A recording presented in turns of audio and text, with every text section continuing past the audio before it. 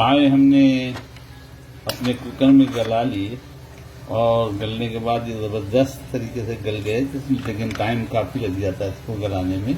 गलाने से पहले जो मसाला मैंने डाला था पोटली बना के, थैली बना के, उसको मैंने निकाल दिया।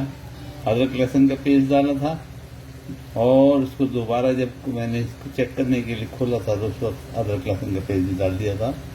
तो बाकी फिर थोड़ा सा मसाला खुला हुआ जो डाला था वो मैं आपको डिटेल में इंशाल्लाह लिख दूंगा, वो मैंने डाल दिया।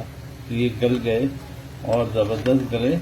अब मैं इसका मसाला तैयार कर रहा हूँ और मसाला इंशाल्लाह होने में आया है।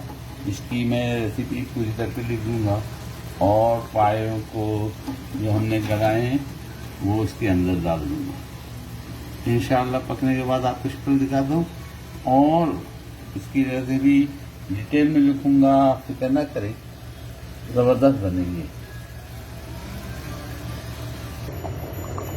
हमारे पाए माशाल्लाह तबारक तैयार हो चुके। इसकी रेसिपी मैं इंशाल्लाह डिटेल में लिखूंगा। सर्विंग के लिए अब इसको निकाल देंगे, ऊपर हरा धनिया गार्निश के लिए डाल देंगे ताकि खूबसूरत दिखे। इसके अंदर जो मसाले डले हैं और पकाने की तरकीब में डिटेल में इंशाल्लाह लिख दूँगा। आप ज़रूर पकाइएगा और ज़रूर दुआओं में याद रखिएगा।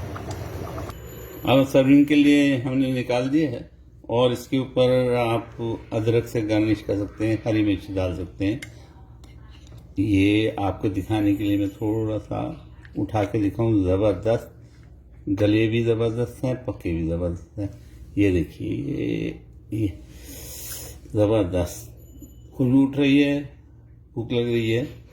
उम्मीद है आप कभी भी बनाएंगे। उम्मीद है मैं इसकी रेसिपी बहुत अच्छी तरह लिख दूँगा और दुआ में ज़रूर याद रखिएगा।